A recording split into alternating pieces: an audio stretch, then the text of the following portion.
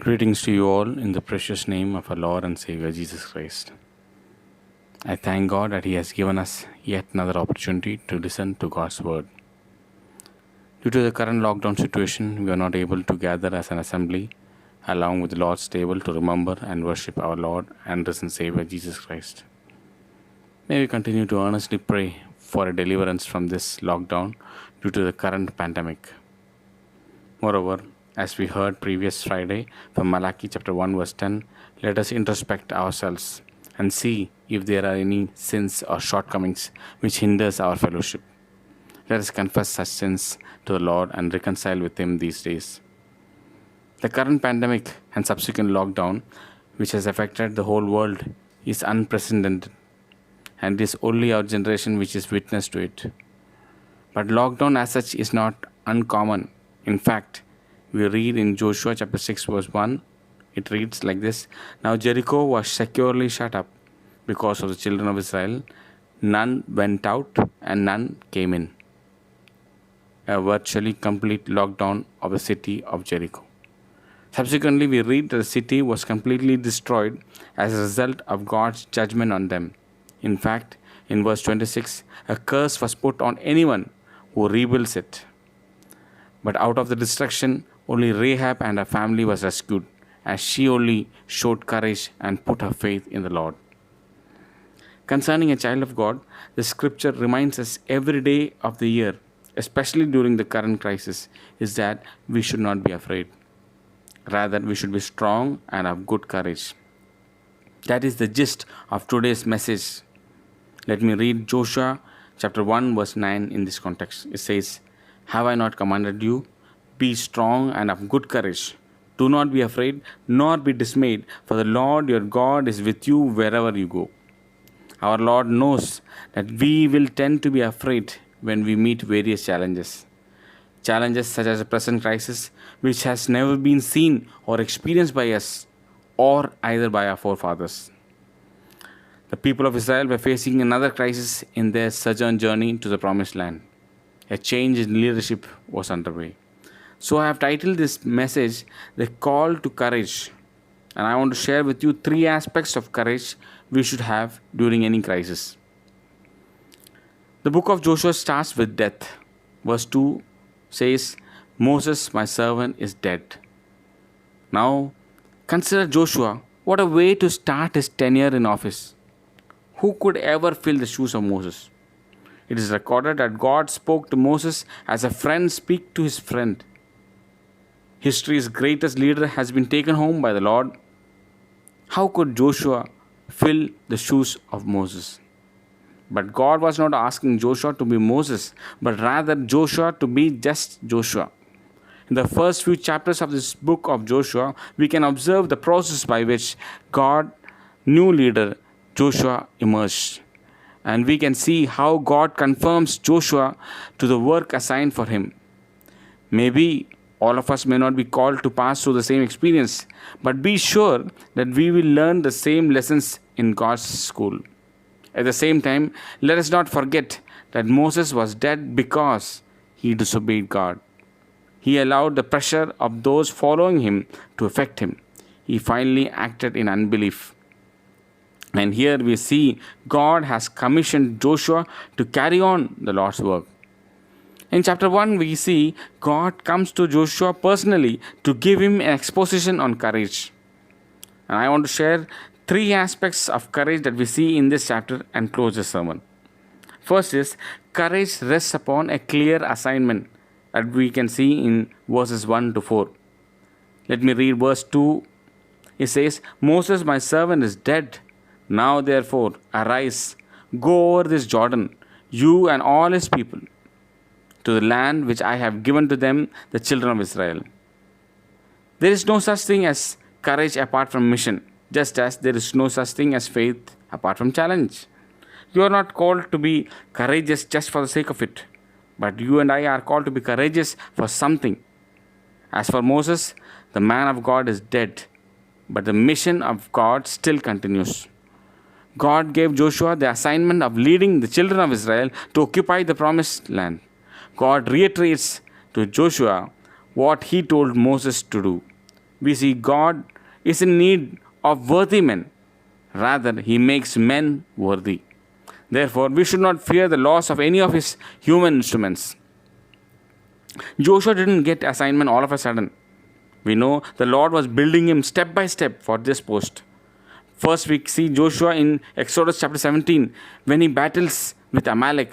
And now in Joshua chapter 1, we see God beginning to work in the life of his servant to confirm him the assurance of his purpose for him. Let me read Ephesians chapter 2 verse 10 in this context. It says, "For we are his workmanship, created in Christ Jesus for good works, which God prepared beforehand that we should walk in them." This implies that we should step out in bold obedience and do the good works that he has prepared beforehand so that we should walk in them.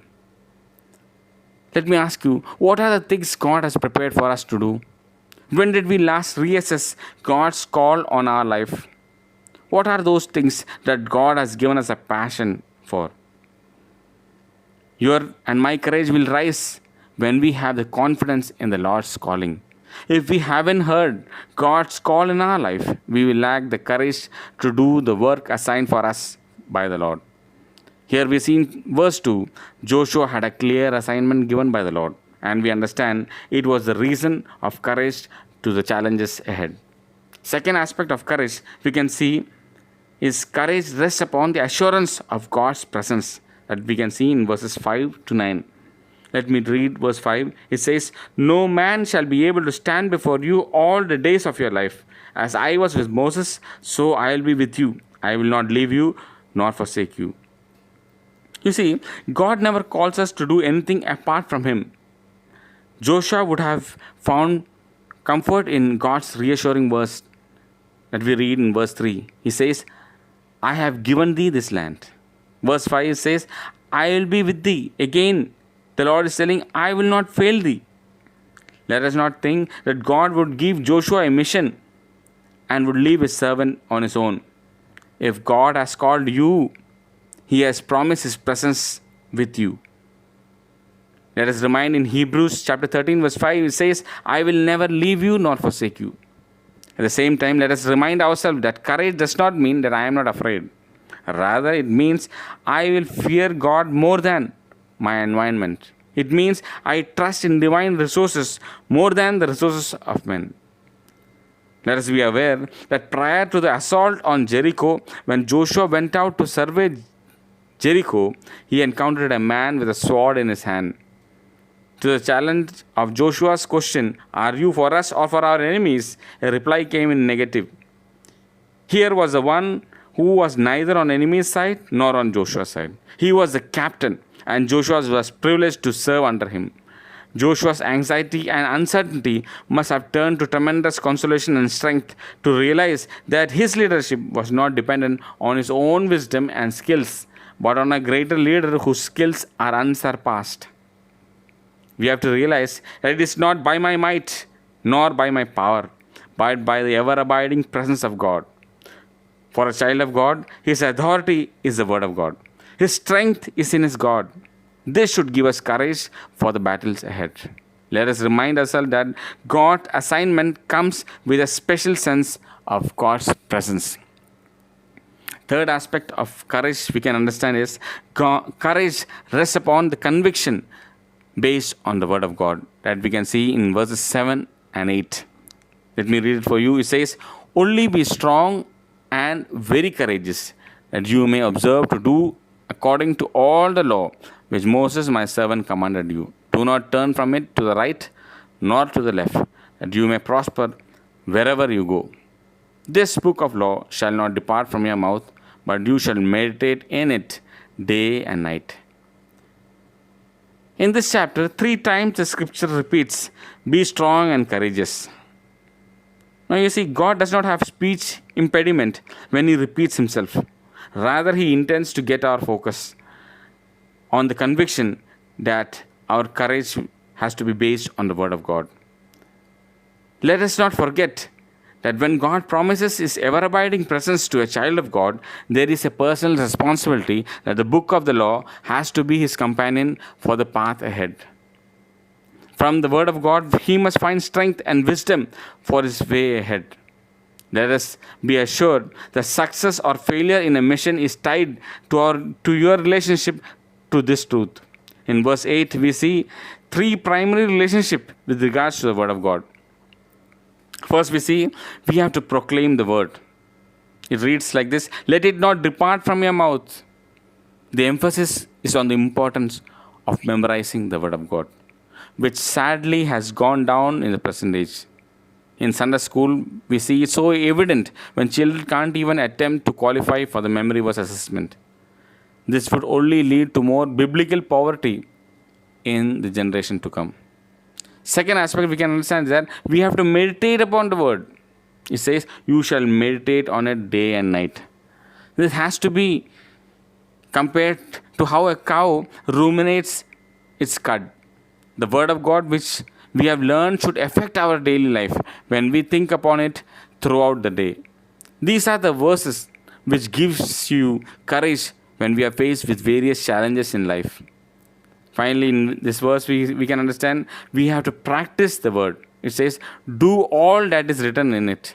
The scripture reminds us that we should be doers, not just hearers. Otherwise, we just become a hypocrite. When Joshua's courage and strength grew, we see victories in his leadership and the effect on the children of Israel. In chapter 1, verse 10 onwards, we see God confirms his leadership and Joshua assumes command and leads the children of Israel. Shortly, the people of Israel assured him. It says in verse 16 to 18 says, wherever you have commanded, we will do. Wherever you send us, we will go. Just as we fully obeyed Moses, so we will obey you. And finally, from the enemy, when the spies brought back the report from Rahab, in chapter 2, verse 11, we read, their hearts did melt, neither did there remain any more courage in any man because of you. All this must have come with a tremendous reassurance to Joshua, to know that God had gone before and that the enemies felt themselves already defeated was no small consideration for a new leader facing such a great challenge. We see in Joshua's life a courageous leader who was driven by a deep sense of divine purpose in his own life. Finally, in chapter 3, we see God publicly confirming Joshua when the waters of Jordan River were divided and the people passed over the ark. The stones left in Jordan and the stones erected on the shore testify to what God has done in their life.